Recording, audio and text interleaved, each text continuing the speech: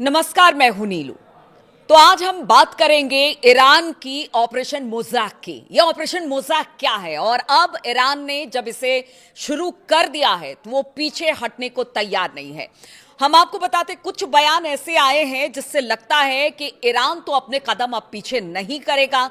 उसने अगर लड़ाई में वो उतरा है अमेरिका और इजराइल के पोक करने के बाद, यानी दखल देने के बाद, जिस तरह से अमेरिका और इजराइल ने हमला किया ईरान के ऊपर, और उसके बाद ईरान ने ये कह दिया है कि अब जो ऑपरेशन मोज़ैक है वो लगातार चलता रहेगा। अब इसके बाद पीछे हटने का सवाल ही नहीं उठता। कल की बात अगर की जाए तो कल भारत में ईरान के राजदूत हैं मोहम्मद फताली ने कहा कि तेहरान ने अमेरिका की नीयत पर संशय होने के बावजूद बातचीत का रास्ता चुना और तय समय से पहले ही, यानी बातचीत चल रही थी लेकिन तय समय से पहले ही अमेरिका ने ईरान पर हमला कर दिया। इसलिए अब पीछे हटने का तो सवाल ही नहीं उठता है।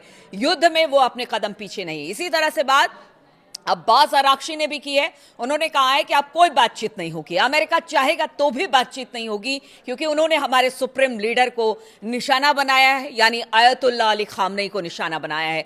तो आज शुरू हुआ है छठा दिन और इस युद्ध में किसी भी तरह से कोई भी कमजोर पड़ने को तैयार नहीं है। इस तरह के कोई संकेत दिख भी नहीं रहे हैं। अमेरिका ने हिंद महासागर में ईरान के एक युद्धपोत को डुबोकर इस युद्ध के दायरे को और ज्यादा बड़ा कर दिया है और इस बीच ईरान ने कई दिनों से हॉर्मुज जल डमरू मध्य, यानी स्ट्रेट ऑफ हॉर्मुज को बंद कर दिया है। इससे दुनिया भर में तेल और गैस की सप्लाई रुक गई है, यानी हाहाकार सा मचा दिखाई दे रहा है। अमेरिका और इजराइल ने भी भले ही ईरान की टॉप लीडरशिप को खत्म कर दिया, लेकिन उनके लड़ने के जज्बे को कोई नुकसान नहीं पहुंचा है। ईरान आज भी उसी तेजी के साथ मिसाइल और ड्रोन से हमला कर रहा है और ऐसे में सवाल उठता है कि ईरान का मल्टी लेयर वॉर मशीन क्या है जिससे अमेरिका और इजराइल को सबसे ज्यादा खतरा है। इसीलिए हम ऑपरेशन मोज़ैक की बात कर रहे हैं। ऑपरेशन मोज़ैक की जो एक आधुनिक सैन्य रणनीति है जिसका इस्तेमाल खास तौर पर आधुनिक टेक्नोलॉजी वाले युद्ध में किया जाता है। इसका आइडिया यह है कि युद्ध में एक बहुत बड़े और एक ही सिस्टम पर निर्भर रहने की बजाय छोटे छोटे कई सिस्टम मिलकर काम करें। आसान भाषा में आपको समझाते हैं। मोज़ैक का मतलब होता है छोटे छोटे टुकड़ों में बना एक पूरा चित्र। आपने देखा होगा छोटे छोटे बच्चे एक मोज़ैक मतलब एक चित्र को लेते हैं और फिर छोटे छोटे टुकड़ों को भरकर एक बड़ा चित्र बनाते हैं। मोज़ैक वर्ड वहीं से आया है। और इसी तरह इस डॉक्ट्रिन में छोटे छोटे सैन्य सिस्टम, यानी ईरान के drone, missile, sensor, satellite, AI system मिलकर एक बड़ा डिफेंस नेटवर्क बनाते हैं। ये कैसे काम करता है?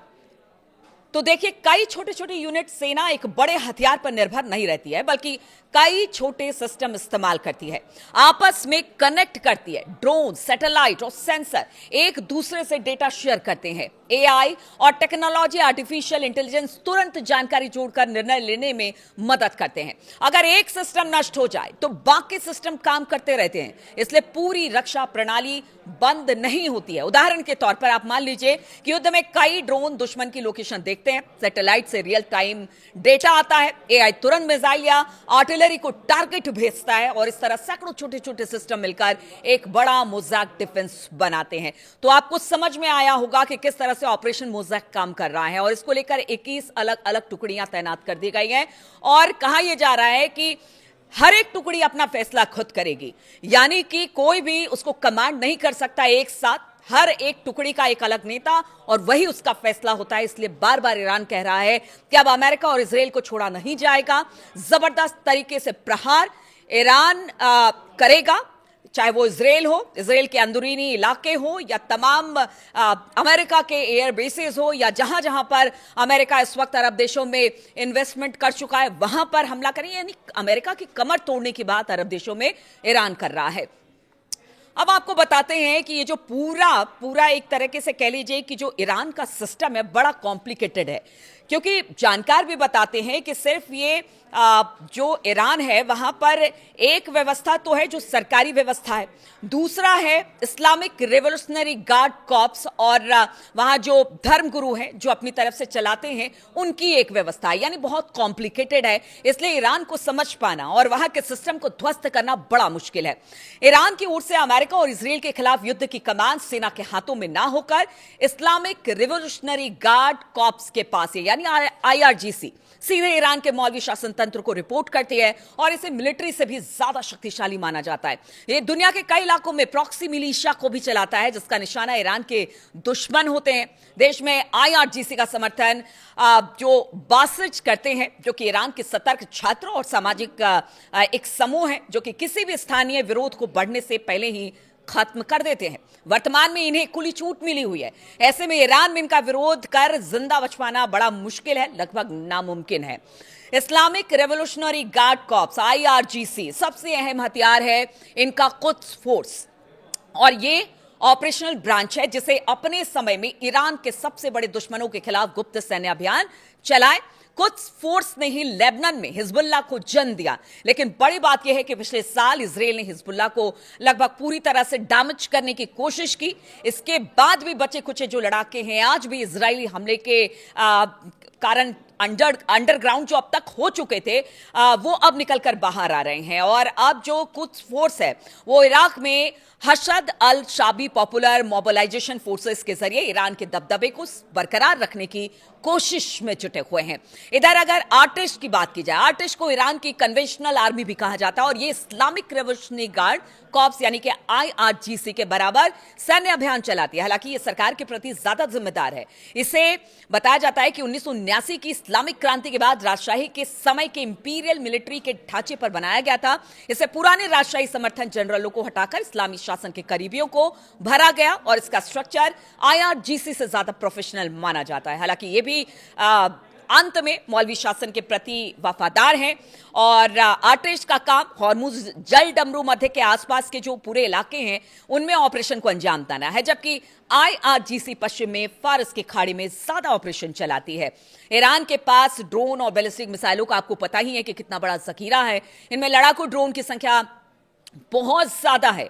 आप समझिए कि इतना ज्यादा है कि पहले जिस तरह से ईरान के जब ईरान ड्रोन से हमला करता है उसके बाद मिसाइलें दागता है तो फिर चाहे वो अमेरिका हो या फिर इजराइल हो, उनके डिफेंस सिस्टम भी काम करना बंद कर जाते हैं, क्योंकि छकाने का काम एक तरह से कह लीजिए। पहले ड्रोन से हमला, जब बिल्कुल पस्त उनका जो आयरन डोम सिस्टम हो जाता है तो उसके बाद मिसाइलों से हमला और फिर ज्यादा से ज्यादा नुकसान। इसलिए उनके ईरान के पास अच्छी खासी संख्या में ड्रोन है।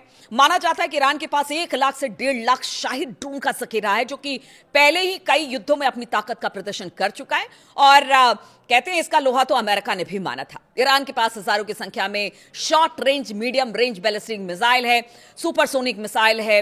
हालांकि अमेरिका और इजराइल ने इसे भी नष्ट किया है, लेकिन अभी भी भारी तादाद में मौजूद है ईरान के पास हथियार और मिसाइलें जिनको लगातार वो फायर कर रहा है। यही वजह है कि इजराइल और अमेरिका को अपने महंगे एयर डिफेंस सिस्टम का इस्तेमाल करना पड़ रहा है और उसको अच्छा खासा नुकसान भी उठाना पड़ा है। इसलिए कह रहे हैं कि ये वॉर अगर लंबा खिंचा तो आप समझिए कि कितना ज्यादा नुकसान ईरान को जो नुकसान हो रहा है। हालांकि ईरान ने कहा कि वो कभी भी इस युद्ध में उतरना नहीं चाहता था, बातचीत के जरिए इस समस्या का हल करना चाहता था, लेकिन अमेरिका और इजराइल की मंशा ऐसी थी ही नहीं कि वो बातचीत करे। उसकी मंशा शुरुआत से ऐसी थी कि वो ईरान पर हमला करे, वहां के रिजीम को चेंज करे, वहां के तेल कारोबार पर उनकी नजर है। इस तरह की बात ईरान लगातार कहता रहा है और अब उसने साफ कर दिया है कि हमारे पास अभी भी इतना असलहा है, इतना बारूद है, इतनी मिसाइलें हैं, इतना ड्रोन है कि हम पूरी तरीके से अमेरिका और इजराइल को तबाह करने में सक्षम है। इसीलिए कहा जा रहा है कि युद्ध लंबा चलेगा, कोई पीछे हटने को तैयार नहीं है।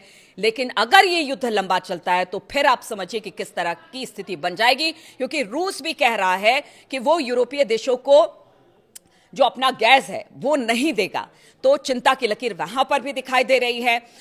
जो स्ट्रेट ऑफ हॉर्मुज है वहां पर तेल आना बंद हो गया है, तो इससे भी कई देशों का असर पड़ेगा, क्योंकि सबसे ज्यादा तेल वहीं से आते हैं। इसके अलावा अगर बात की जाए तो अमेरिका को भारी नुकसान, क्योंकि रोजाना का खर्च बहुत ज्यादा आ रहा है। ईरान ने तो कह दिया है कि वो इस जंग के लिए तैयार है, मरते दम तक जंग करेगा, लेकिन फिर इस बीच इजराइल और अमेरिका को भारी नुकसान भी उठाना पड़ सकता है। और आगे आने वाले दिनों में कहा यह जा रहा है कि अगर ये युद्ध नहीं रुकता है तो ईरान को तो जो नुकसान होगा, लेकिन उसका खामियाजा अमेरिका और इजराइल को भुगतना पड़ेगा, क्योंकि ट्रंप और नेतन्याहू दोनों बहुत जल्द एक बड़े चुनाव में जाने वाले हैं और इसका कहीं ना कहीं सीधा असर इस चुनाव पर भी देखने को मिलेगा। इसलिए कहा जा रहा है युद्ध समाप्त करे, स्थिति ठीक ठाक करे, बहाल करे, अमेरिका बातचीत चाहता है, लेकिन ईरान अब इस बातचीत से इनकार कर रहा है।